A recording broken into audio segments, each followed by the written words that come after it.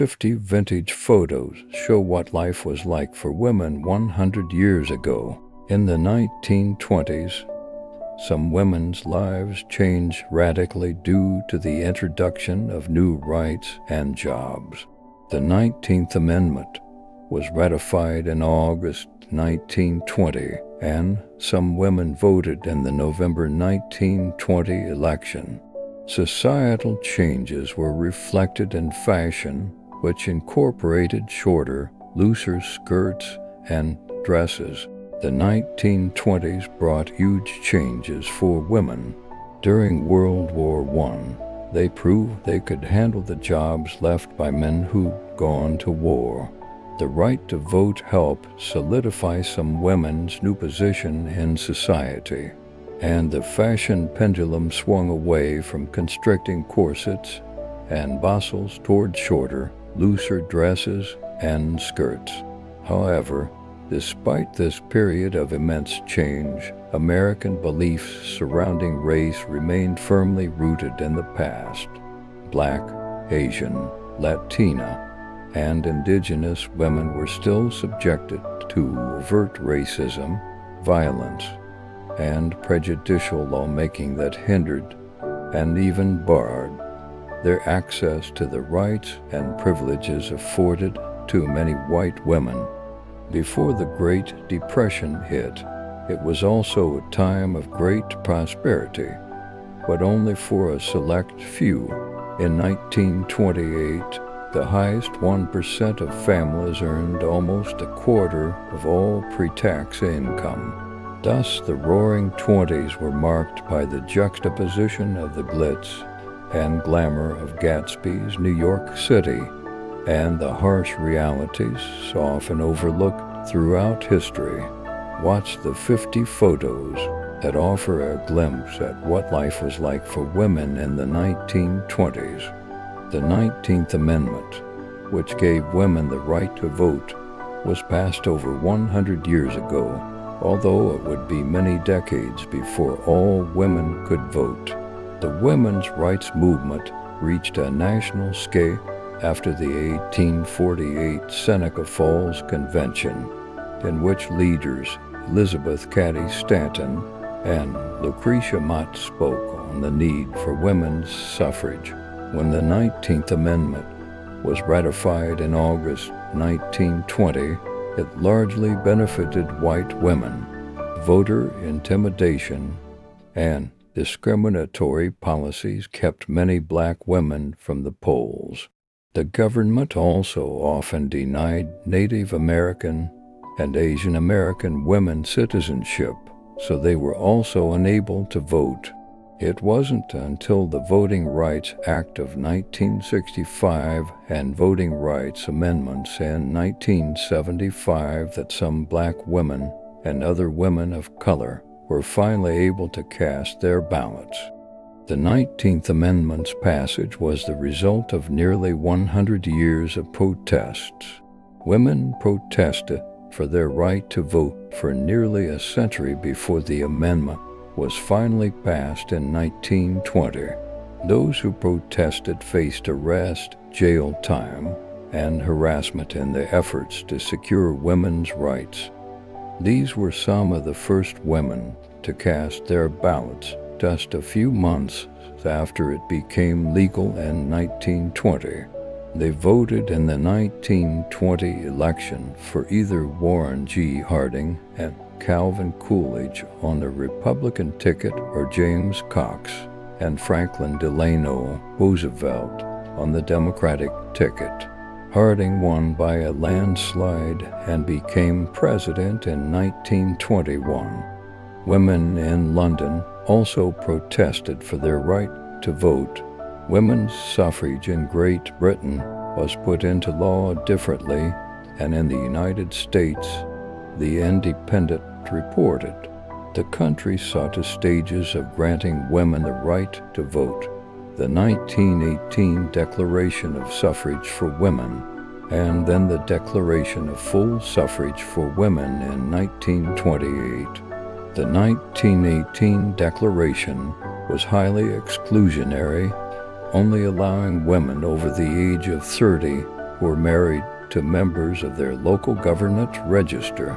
It was only in 1928 that women were granted equal voting rights to men, allowing women over the age of 21 to cast a ballot. Women both supported and protested prohibition 100 years ago. Though the Women's Christian Temperance Union was behind the movement that sparked prohibition, there were also women against the alcohol ban. Female bootleggers were often far more successful than men at the time, reported Whiskey Women author Fred Minnick, because it was illegal for male officers to search women. Here, a woman demonstrates how to use a Prohibition-era book, which was made to hide a liquor flask. In addition to using devices like this, women would hide bottles of liquor in their socks or under their jackets to smuggle alcohol. In addition to being excellent bootleggers, some women enjoyed drinking too. Prohibition lasted nationwide from 1920 to 1933, but that didn't stop these ladies from enjoying a drink in 1925. Women had been working members of society for years. Georgia and Hill Robinson was the first black female police officer appointed to the Los Angeles Police Department, and possibly the country. In 1916, she worked for the LAPD for 12 years and fought against segregation and for women's welfare. Many women took jobs as switchboard operators, answering telephones and connecting calls. Before the job became popular for women, teenage boys worked as the first switchboard operators, History.com reported. However, they reportedly proved to be too rude and unruly, and bosses brought in women instead, believing them to be naturally more polite and soft-spoken. Other women worked in manufacturing jobs, like at this tennis ball factory. World War I saw the first time that factory jobs, previously viewed as male positions, were taken over by women in the U.S. This woman also worked in manufacturing at a milk bottling plant. Women began doing all sorts of jobs in the 1920s. For CCSU, they ran drill presses, did welding, operated cranes, used screw machines, and many other jobs that required heavy machinery. Factory work was often long and tedious, requiring workers to do the same task all day, every day. These women spent their days weighing and packing candies in York, England. Life on the farm was difficult for women, too. In the 1920s, farms still didn't have electricity, plumbing, or heating and cooling, PBS reported.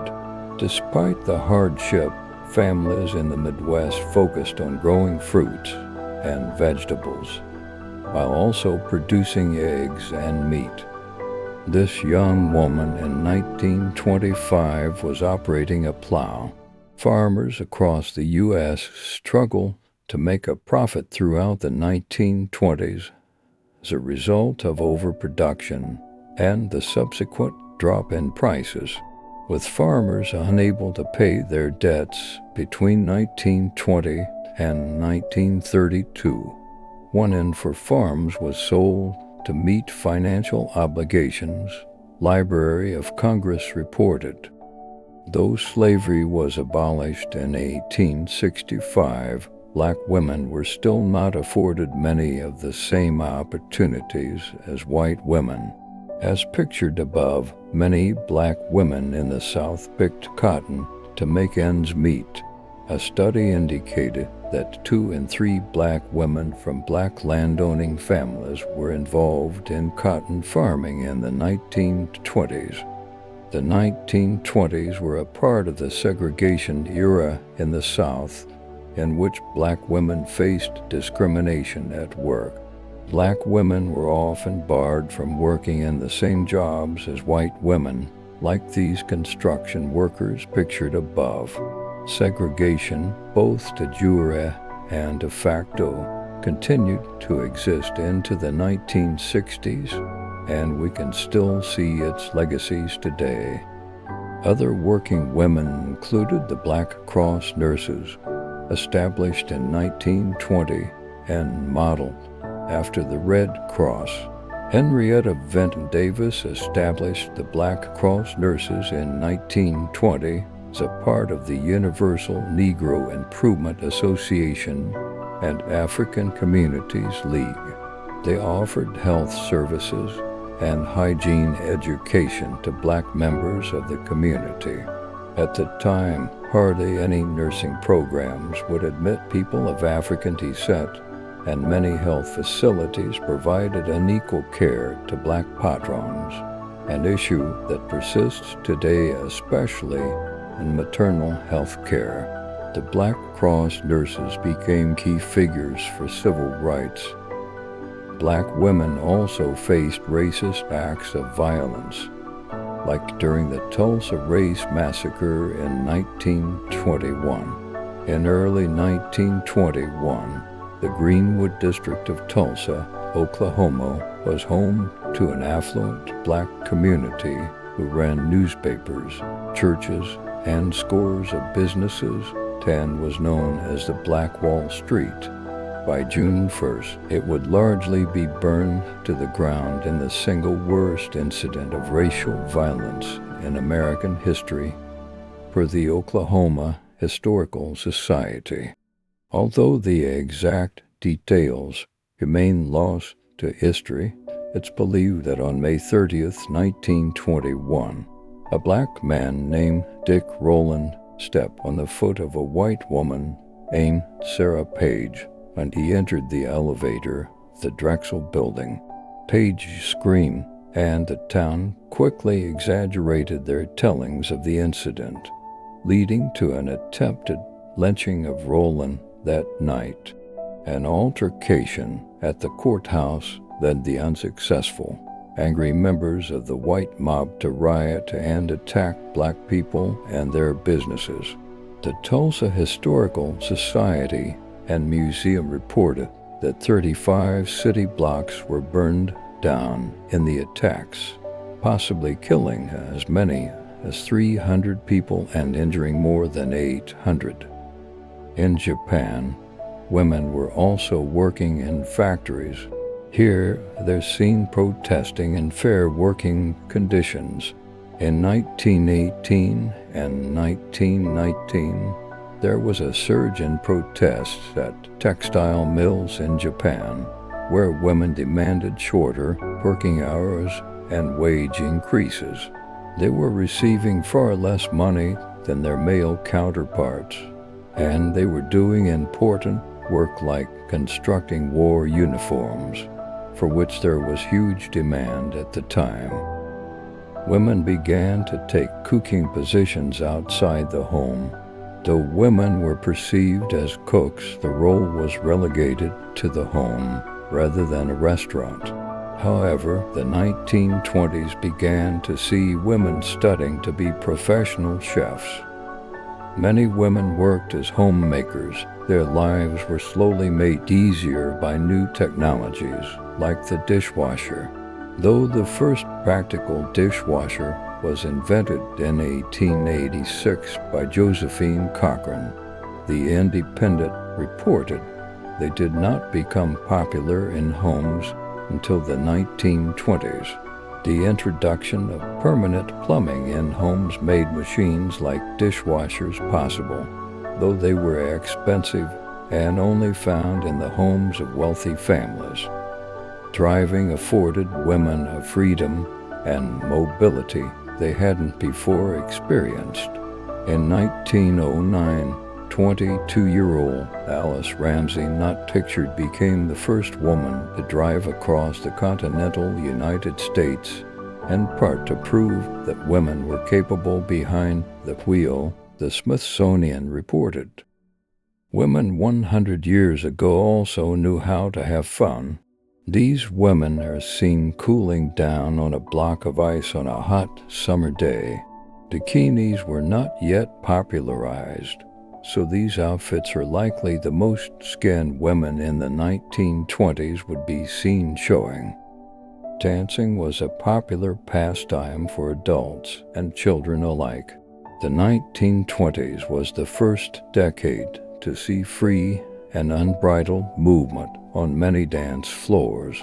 Dances called the Charleston, the Black Bottom, and the Shimmy were all highly popular. Women who went dancing at late-night parties were referred to as good-time girls. One of the most famous women 100 years ago was Josephine Baker, who was known for her singing and dancing. The National Women's History Museum reported that Baker first became known in the U.S. for her vaudeville shows, but she really became a star when she moved to Paris. Baker's shows became famous for her African-inspired dance moves, her singing, and her elaborate costumes. She was a key figure in the French resistance during World War II, as well as an activist for civil rights in the U.S. Although she died in 1975, Baker became the first black woman to be buried in France's Pantheon, the country's highest honor, in 2021. Another star of the decade was actress Mary Pickford, who led the silent film era. The Oscars described Pickford as the definition of a movie star, known best for her work throughout the silent film era, with movies like Rebecca of Sunnybrook Farm, Stella Maris, My Best Girl, and Sparrows. She was a founding member of the Academy of Motion Picture Arts and Sciences, and in 1930 was the recipient of the second Oscar for Best Actress. Tennis was a popular sport for women. Wimbledon opened its famous courts to women in 1884. Here, American Helen Wills competed against Brit Kitty McCain in the 1920 for ladies' singles final. Sporting outfits were definitely different from what we know today.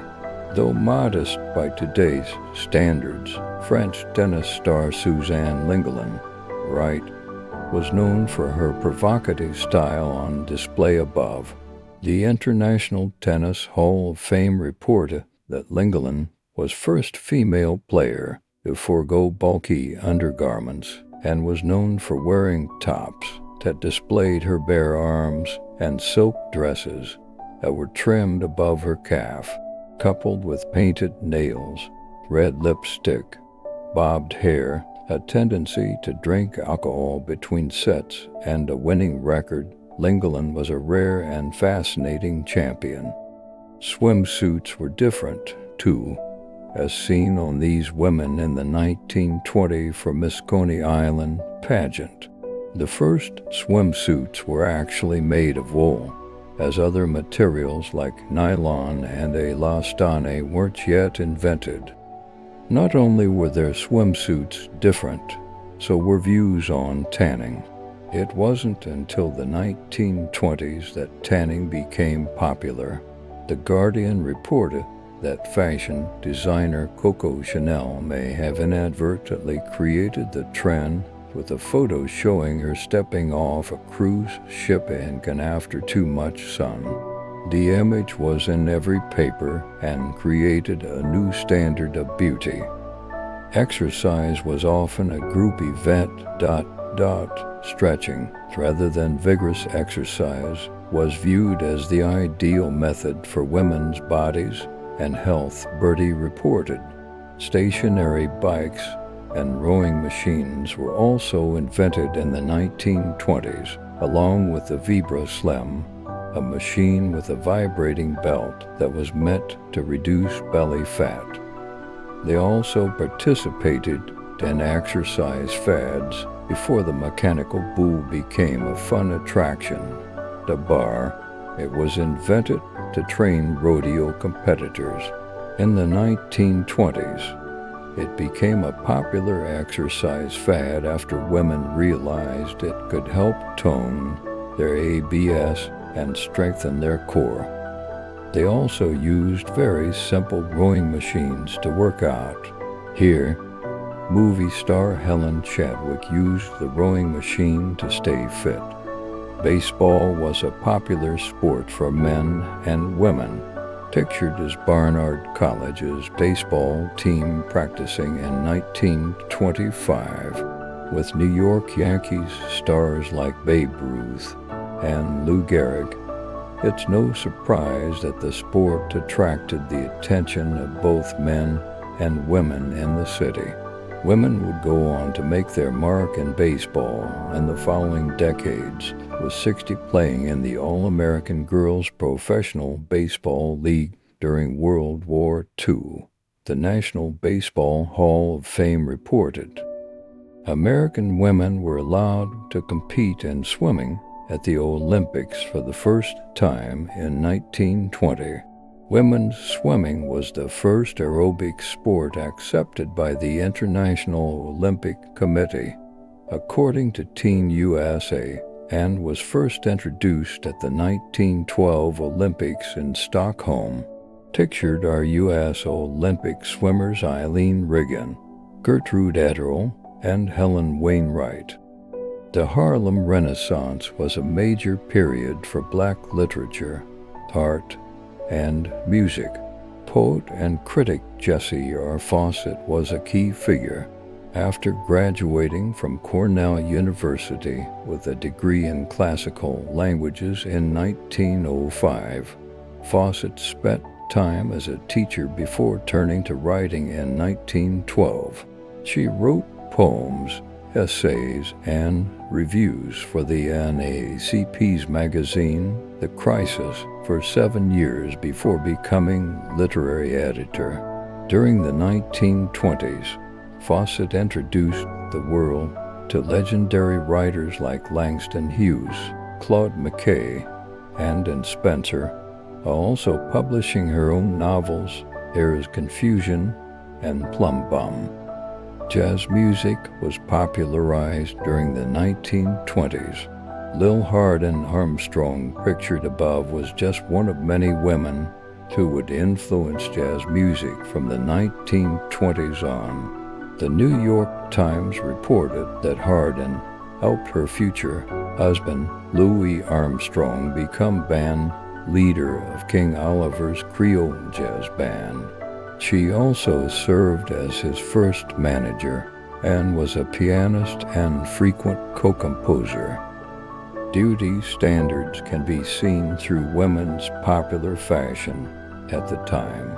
1920s female fashion was characterized by loose fabrics, lots of fringe, and glamorous jewelry and details. Hair cut short into a bob was also popular, as seen in The Woman Above. Wedding dresses from the 1920s were inspired by the modern, shorter style. Wedding dresses followed the 1920s style. They were short, like the flapper dresses, with form-fitting bucket hats. These brides and grooms gathered to get married on Christmas Day, which used to be a tradition. It used to be popular to have weddings on Christmas Day in Britain, as churches would hold nuptials for brides and grooms every year. It was often the only time that working-class couples could get married, as they'd have Christmas and Boxing Day off. Thanks for watching.